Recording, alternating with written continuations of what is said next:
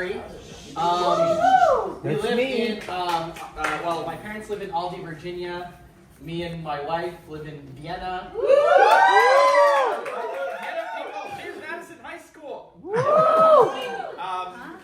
And then Mariella lives in Richmond. And Nino lives in New York. Okay. So, this is our family. Gerry, Jophine, Jillian, Mariella, I'm Jillian. Right? Nico and Mariella. So I just like to think that we're kind of like reflections of our parents, because Nico and Mariella are more the creative side, and I'm like the boring office worker side. So, but in a good way. So let's get started then. Okay. So everybody keeps asking what I'm doing. So I work for the government. I'm a passport specialist with the U.S. State Department. I want to make it clear, I am not ICE, I am not DHS, I am not immigration. Not ICE.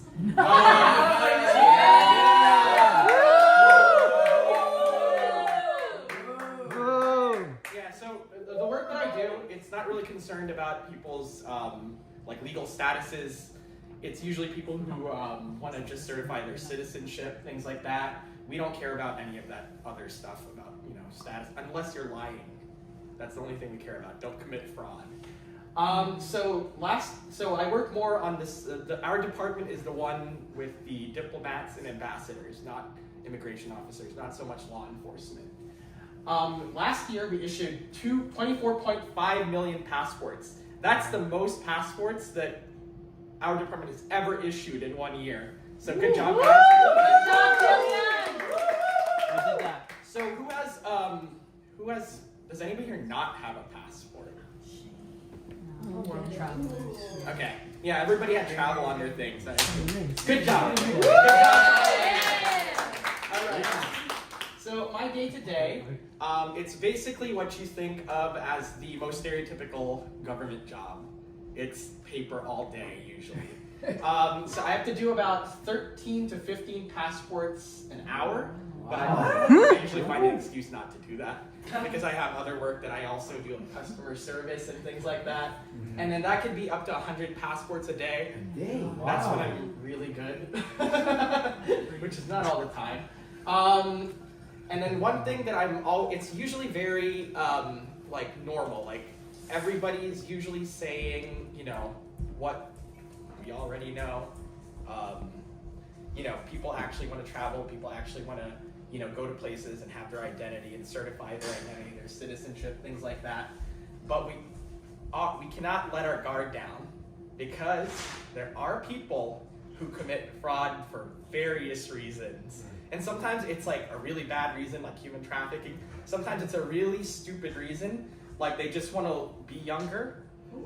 Like older, we've had older people who are a little bit crazy, and they're like, "Oh, I'm 10 years younger than I actually am."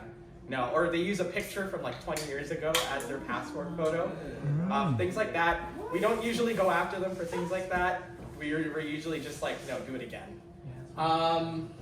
Let's see. So yeah, I've been doing this for about 3 years now, or 2 years. It's 2025. 2 years, almost 3. I started in Philadelphia. So I was there for about 8 months, and then I was able to transfer back to Washington, D.C. because I was getting married. Woo! So, We were there. my girlfriend. Your ex-girlfriend. My ex-girlfriend. Just keep going. Okay. So we have passport agencies all over the country. You don't want to go to a passport agency usually, because we do charge an expedited fee. I cannot give any discounts because that would be corruption.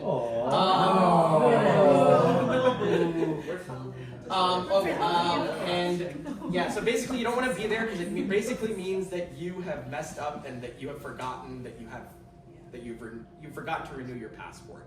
So usually you should be using the routine way. Renew your passport at least 6 months before you travel.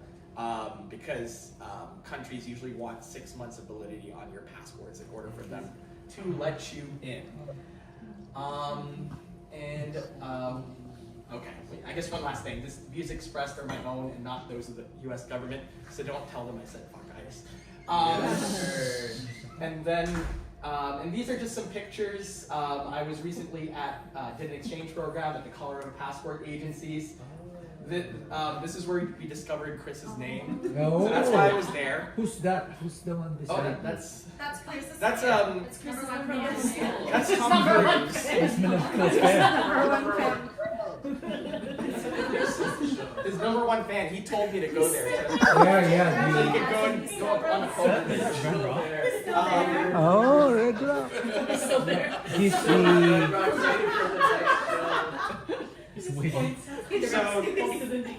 the one wearing the Manila Killer t-shirt. Yeah, that's him. So watch out for him, Chris. Yeah, we know things about him. Passport agency. So I'm not gonna do the things we do for fun yet, because I usually do everything with my wife now. So, But that's the next slide. is it already the next slide? Yeah. Wait, so are you gonna have it? Okay, sorry. Okay. Come on, here together. Come on, Hey, good job. Okay. Watch. So I like to say that we like to now jump off of very high places as our hobby. So, you know, we went to Switzerland for our honeymoon. We did That's not Julian. paragliding. That's not me. And then I did skydiving. Peach is not. What happened to your face? That's just the air. But Peach, well, Peach has not gone skydiving, so I'm, you know, a little bit ahead of her, so she needs to catch up.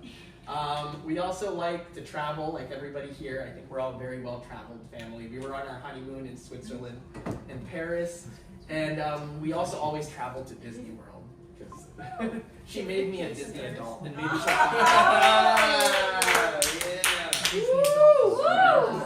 And we might not look like it, but we like hiking. Oh yeah, we also like hiking, so here we go. Yeah. And drinking.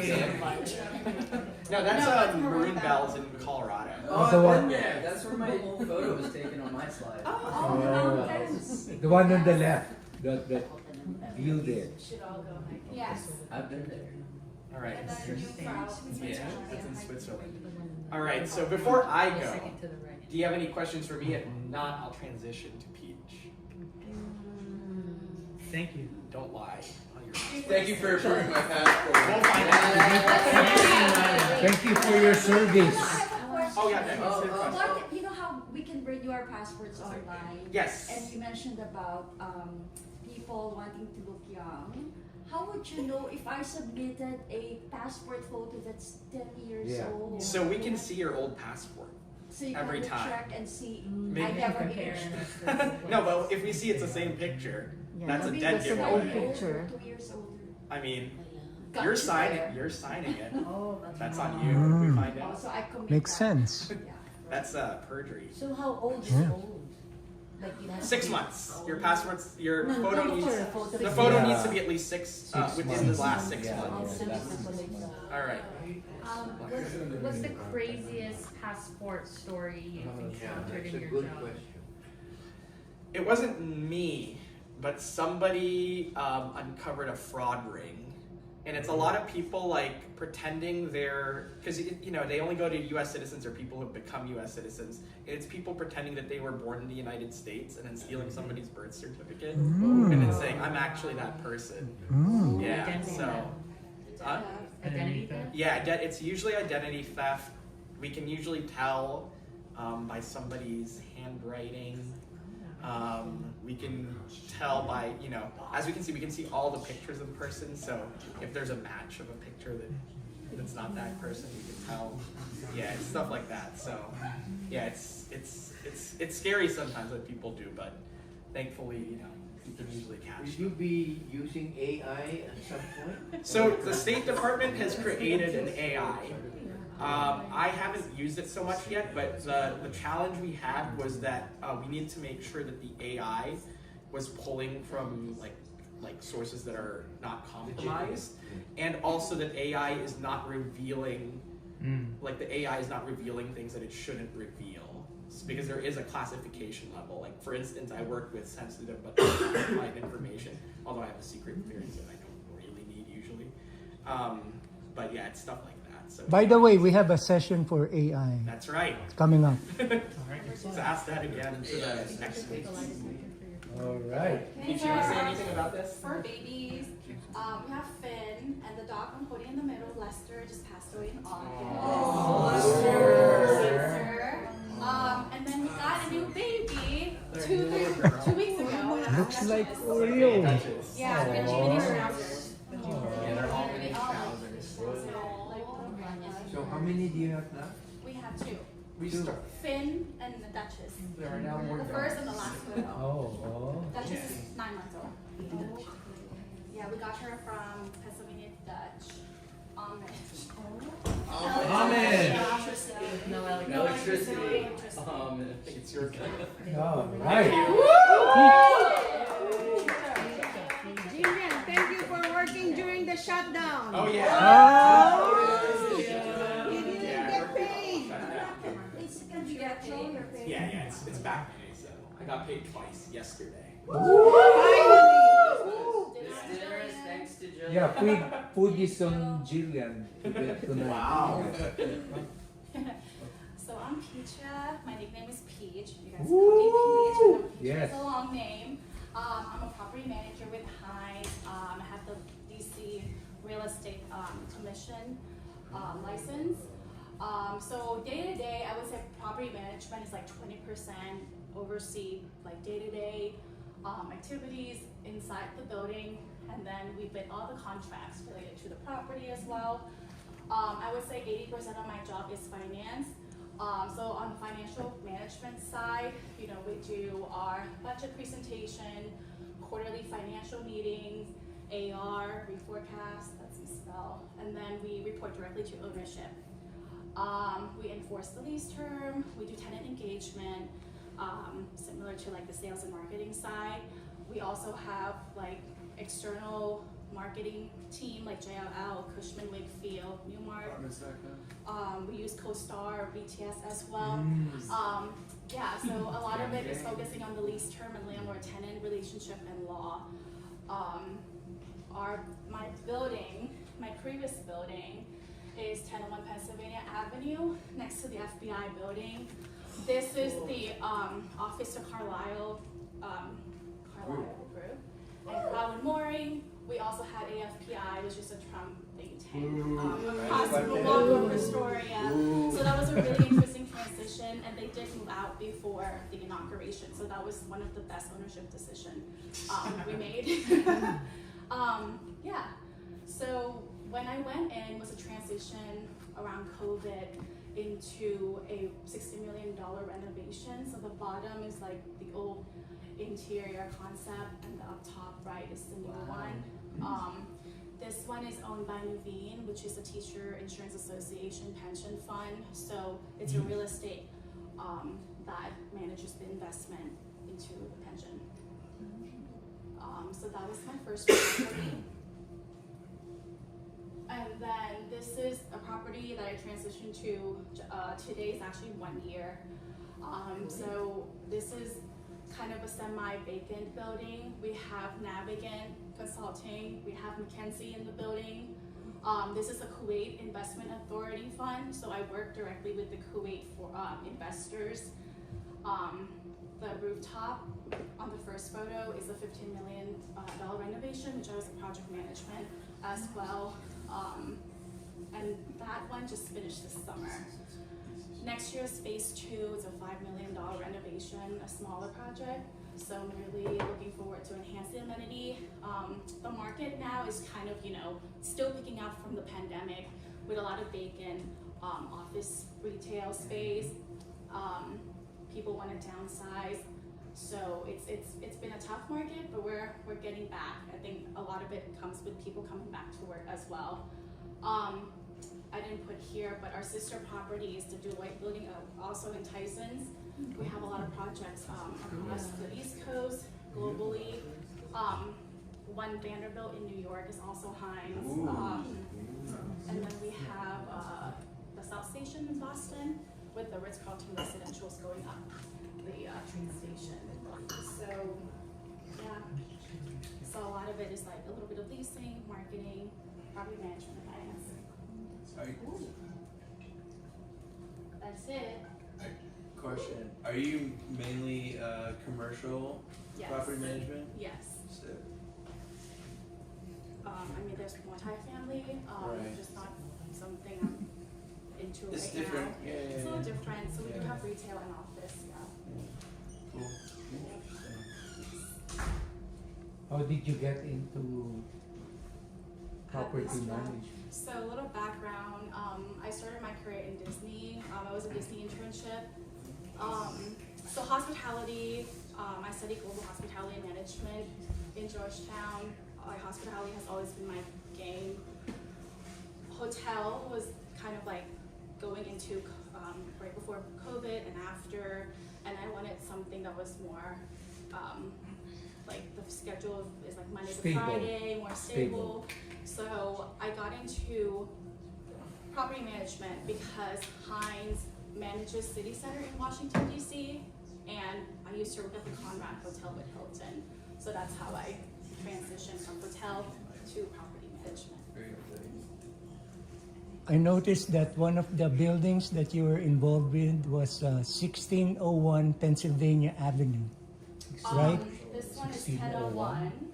Six- 101. 101. Yeah, 101. Any remote chance that your company could have been involved with the Crow and Mooring the new Lawsuit. ballroom that's being built in 1600 Pennsylvania Avenue? No. But Rachel's idea. we were involved in this Crow and Mooring lawsuit, which is really funny. And if they had won, they would have made a significant change to our industry. The lawsuit is suing the building, and this predates me, but I kind of went in when the lawsuit started. Was that they were suing the building for preventing access to the building during the pandemic shutdown. And they were asking for a $2 million rent abatement. I'm sorry, 20 million actually, Wow. because it was for the whole entire COVID, all the many months that we experienced that. So, but we won on the lawsuit. I didn't have to testify or anything at the time because the whole situation predates me, but there was a lot of involvement in that. I got a question on top of that.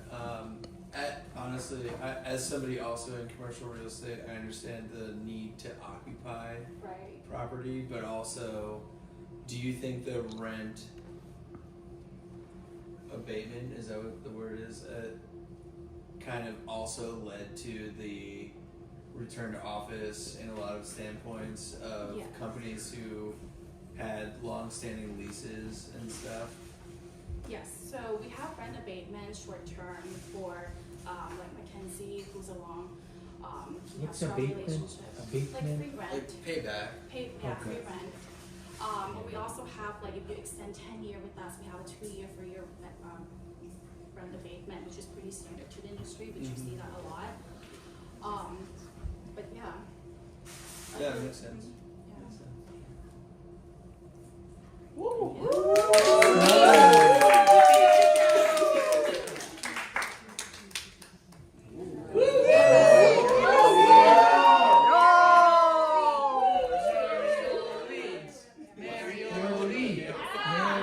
I love you so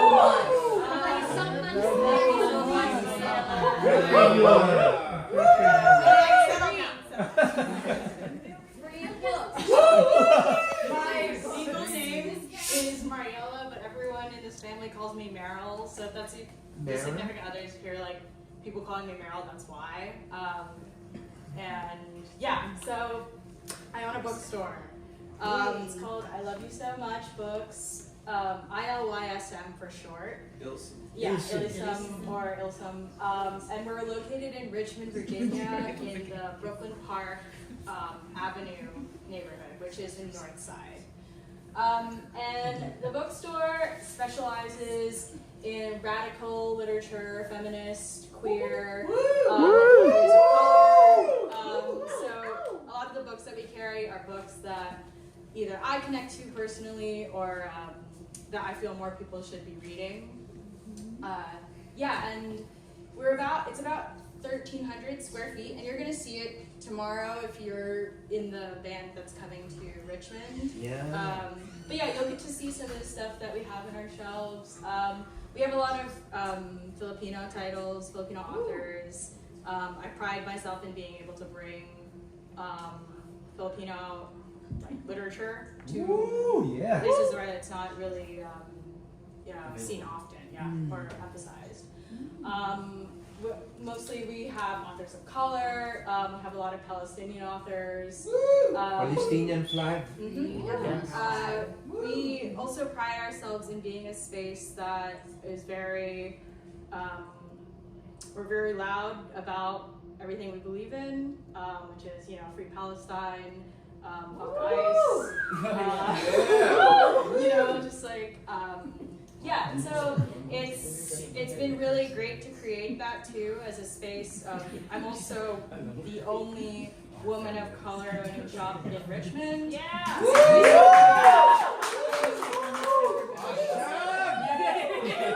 I don't know if this is. I think I am also one of very few Filipino-owned bookshops in the entire country.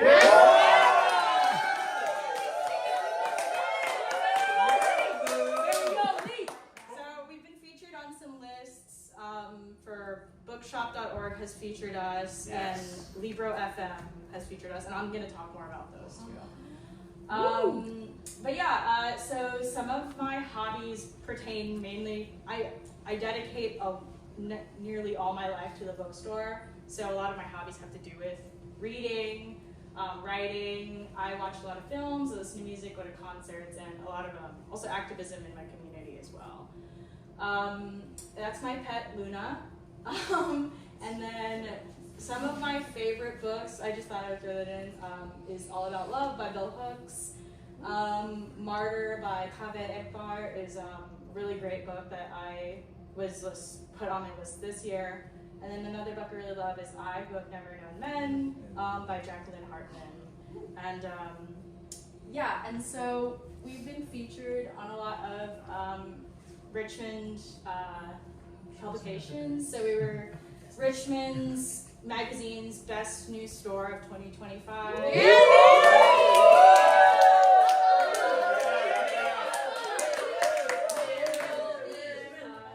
then we've also been featured on the local CBS station, as well as having our own write-up, which is on the bottom too. And so something I mentioned earlier was bookshop.org and Libro FM. So again, we're an indie bookstore, and obviously that means we have no corporate overlords. And I want to emphasize that it is very important to buy small and in your community at this moment, especially in a time where it's a huge monopoly of bigger corporations taking over these really small and dying industries. So a way that you can do that without physically going to my store is through bookshop.org. We have a storefront which I can share the link to. Alexa's bought some books from there. So it's an online store that you can buy basically any book you want, and you can choose an indie bookstore to directly support in that effort. So essentially it's shipping to your house. It's like buying an online store, but you are directly supporting a small business rather than like buying off of Amazon. And another thing that we are a part of is called Libro FM, which is an indie audiobook platform. So if you use Audible or even like Spotify for your audiobooks, again, it's not necessarily supporting small, so if you want to switch to supporting indies directly, Libro.fm is the way to do it. And I can also provide a link to that as well. But yeah, it's been a really crazy journey. Opening your own business is really hard. I also started doing this with pop-ups first, so I didn't have a physical location. I was just going to like farmers markets and vintage markets and asking people if I could set up my table there. And I was originally selling my own books from my own collection, and then I started to source them. And then eventually I got to having to rent out a storage space for all the books that I had sourced. And then I found the storefront, and then just kind of like took the leap of faith with trying out opening a store. And it's been very crazy and very hard, but it's like the most rewarding thing I've ever done in my life, and it's like it's a dream, and it's also the biggest risk with the biggest reward that I've ever taken as well.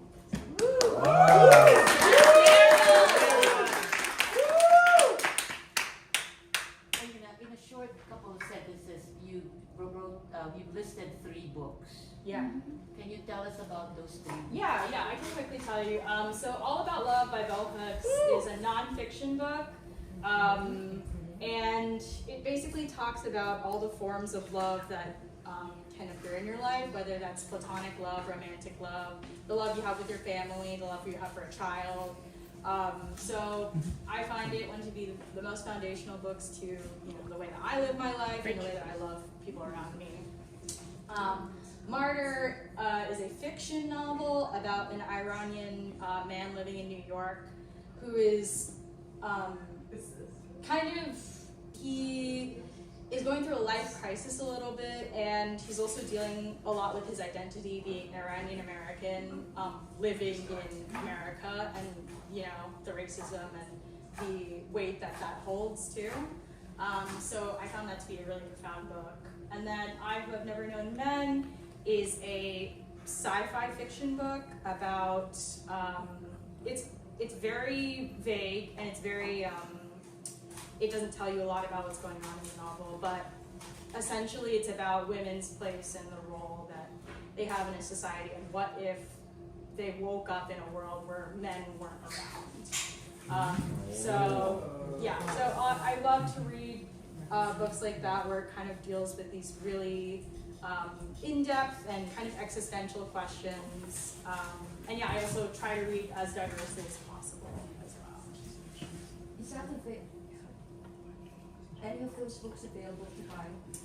Yeah, all these books are all available to buy in store. We all have copies in store, so you can see it tomorrow. But they're also available through our bookshop.org. How is the business coming along financially, and how can we help to make it financially stronger? Yeah, I mean, it's going along great. I think that people are really excited about bookstores now. There's kind of been this huge resurgence with Gen Z, especially through Book Talk, where reading is now a super popular hobby to have. And also buying physical books is a very popular hobby to have. People want the physical books now, especially too in a time where subscription services, you don't own any of the things that you're subscribing to. So I just want to remind you that if you have Kindle, even, you don't own those books. Those books don't belong to you. They belong to Amazon still. So anytime you download a Kindle or Audible, you're renting them essentially from Amazon. And so that's why people really think it's important to have physical media nowadays. And yeah, so the biggest thing is just buying physical books, just going to a bookstore. Financially, through the year, I think that people, as they slowly discover us, we're getting more popular. We have a pretty good following. We recently reached our $120,000 goal. Income. Wow!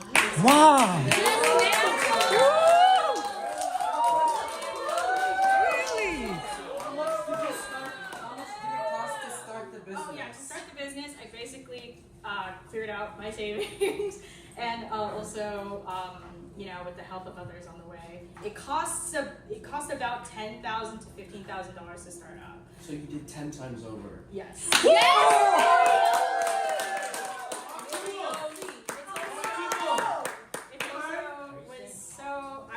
also keep my costs incredibly low by being the only person who really works there full time. So that was that. And we also sell used books. We're not just a new bookstore. Selling used books is far cheaper for me and for the customers.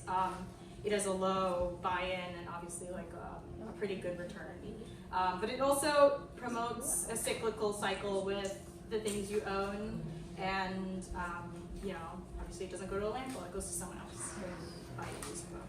How old is the bookstore? We just opened in February, so yeah.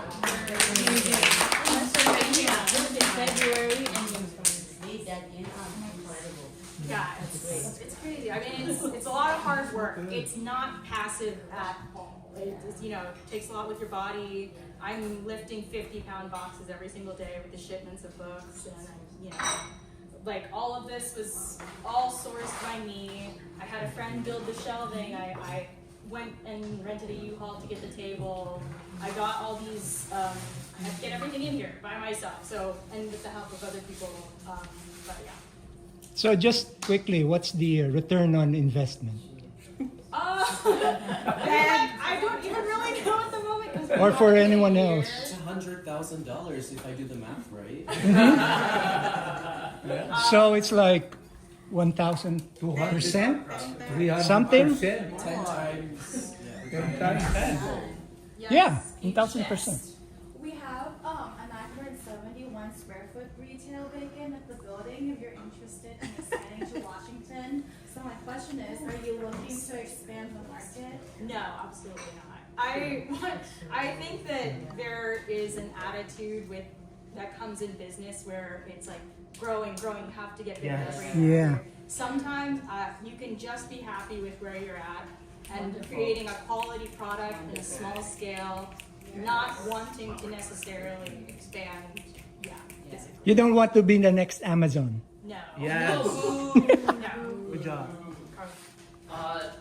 So what are some of the most meaningful connections that you've been able to make through this bookstore with your local community? Yeah.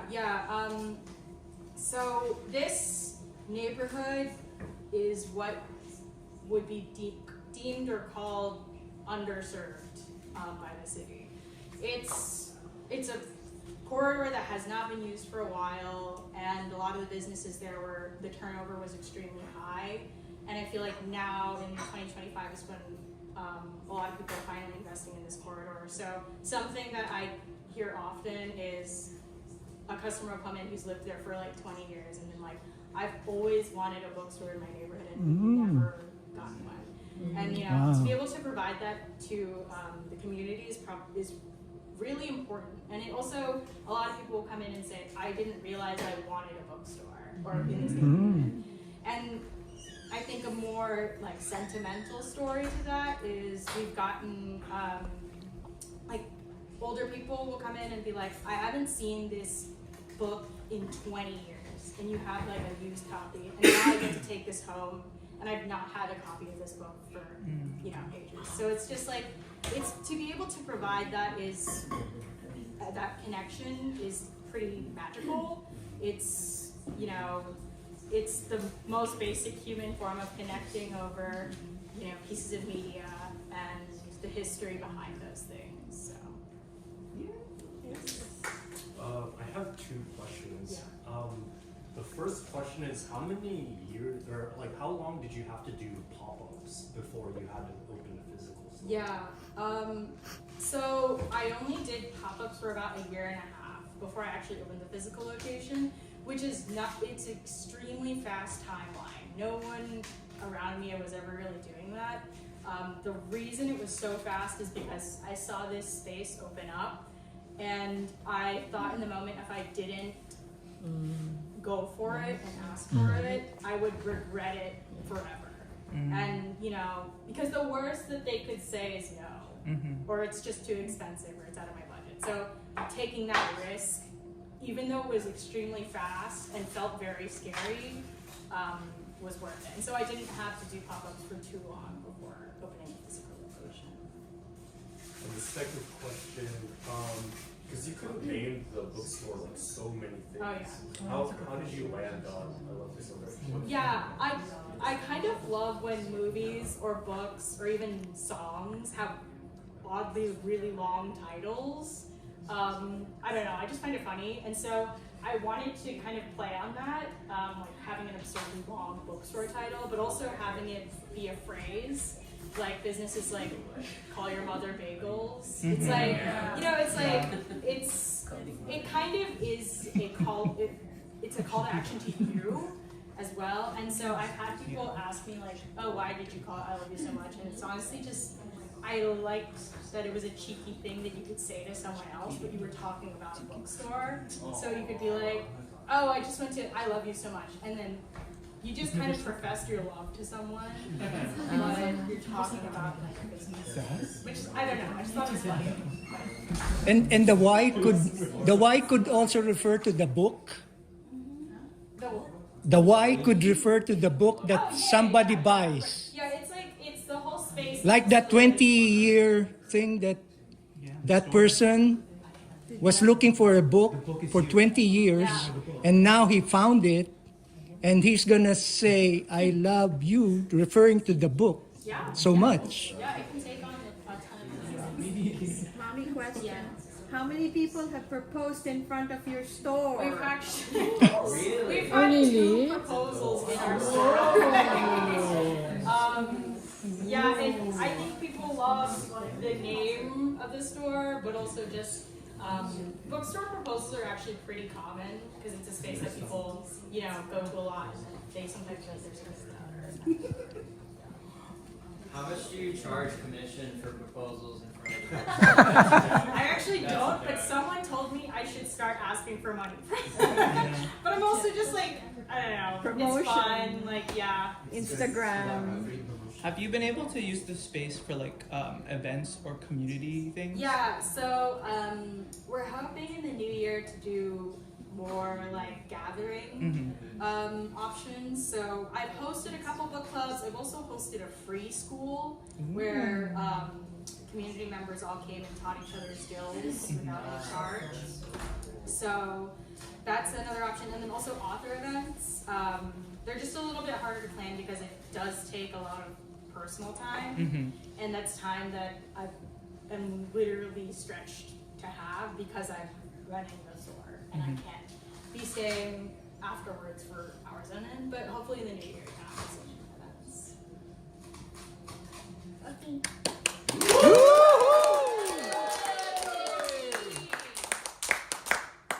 Nico.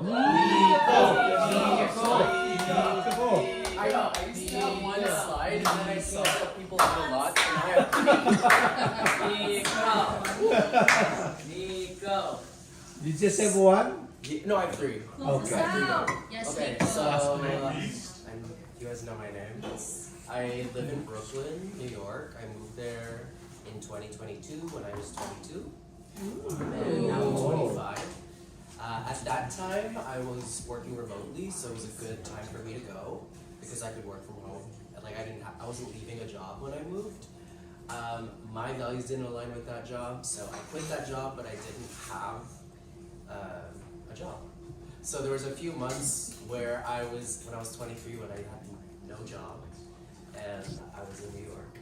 But then eventually I started working at a furniture company, and then I found 9 months after that, I found an opportunity to work at Hypebeast, which is a digital platform. We publish news that focuses on fashion, art, design, music, and culture. But like, I feel like the bread and butter of Hypebeast is really sneakers, and that's how it started. It started in 2005 as a sneaker blog. But yeah, I'm an associate editor, and a lot of people are confused when I say editor. Like they're like, do you edit pictures? Do you edit text? But editor is actually just another word for like journalist or writer. So I write a lot of articles. What's Stuyve? Bed-Stuy? Bed-Stuy is short for Bedford Stuyvesant. What? Bedford Stuyvesant. That's where The neighborhood. yeah. Oh. You've been there. Bed-Stuy. Yeah, This is Bed-Stuy. Bed-Stuy on the corner. This is the view from my new apartment. Woo! This is my living room with all my books. this is me at the Hypebeast 20th anniversary. And then this is me on a press trip. So one of the fun things that I get to do in my job is travel. So that's for a Adidas hiking trip. And then a little more about my job. I conduct interviews, publish news, I write a lot of articles, essays, and op-eds. Some of my favorite interviews were Missy Elliott, because she's from Virginia. That was also for Adidas. And then that's Takashi Murakami. He's one of the most famous contemporary artists in the world. And I got an opportunity to fly to Cleveland for his retrospective and interview him in person. This magazine is the latest issue of Hypebeast magazine. It's a biannual. Because I get on the train and it's like hot and it's sweaty and then like I have to buy lunch and like spend money. So when I'm not working, I just want to straight relax. And when I have time, I make visual art. So this is a painting I did on an iPad. Whoa! That's my friend Alec, one of my best friends in Brooklyn, at a bar one time when we went out. And then I also produce music on this side. So these are tour projects. They're on Spotify. Like Chris, huh? It's like Chris, did you hear that? It's like instrumental electronic music. I don't Some of it is ambient. I think maybe mention it to Chris again. Yeah. Oh, no, just that I produce music on the side and there's there. Yeah, no, that's sick. You need to check it out. Collab. Yeah, you can collab. Oh. New group. Collab. Easy. What is the name? It's like it's actually which one you got? It's Nico and then LOS instead of LAS. Nicolos. Yeah. Put it in Spotify. Yeah, it's on Spotify. Play it later. Maybe. But that's it. Go. Q&A. Nicolas artist. Question. Carlo. So when do you know that an article is finished? Because I'm sure there's like a word count, there's a message you're trying to tell, there's like a vibe that you're trying to capture. It depends. So like if it's like news, like this brand is dropping this collaboration next week, I'm not gonna write more than 200 words about it. It's gonna be quick. I want to get it up before people already know about it and before our competitors already publish it. So sometimes it's literally 45 minutes, write it, and because of the pace of our workplace, I also like build the article on WordPress and I publish it myself and I edit it myself. So it's, and I also have to edit the pictures on Photoshop to like fit on the website. So that could be really quick, but then there's other things like the Takashi Murakami interview. I traveled, of course, and then I turned that over in like 2 days. But for that, I like really sat down and I just write. And then when it's done, like when I reach the end and I read it over, if it feels incomplete somewhere or like disconnected, I'll edit. But like, I feel like for me, it's just like a flow that like comes out of my head. Sorry, can I ask a second question? Yeah. So how do you prepare for interviews like with that artist or like Missy Elliott? Do you just like draft a bunch of questions or is it like a conversation? Or... Yeah, so I will read a lot of articles. I'll read recent interviews that they did so that I'm not also overlapping with like just the same questions. I'll watch like, for her I watched like music videos. Figured out where she was from in Virginia so that I could shout out that. Yeah, just like a little same kind of research you would do on like Wikipedia or like YouTube. Very cool. Write them down, usually. A quick anecdote, I just shared this with Jillian, but I've been reading Hypebeast since I was like 15 years old. And I was scrolling through it one day and I was like, thanks Katrina. I was just like I really loved this article and I loved like the pictures and the way it was edited. And I was like, I wonder who wrote this. And I looked at the name, it was Nico Gavino. And I was, at the time I didn't know you worked at Hypebeast. So I wrote him a message and said, is this you? And Nico was like, yeah, that's me. What so I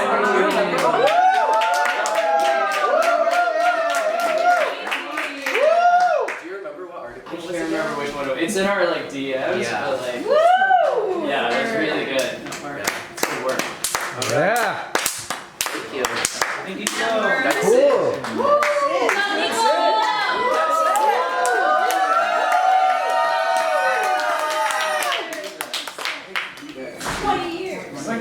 Oh, Tony.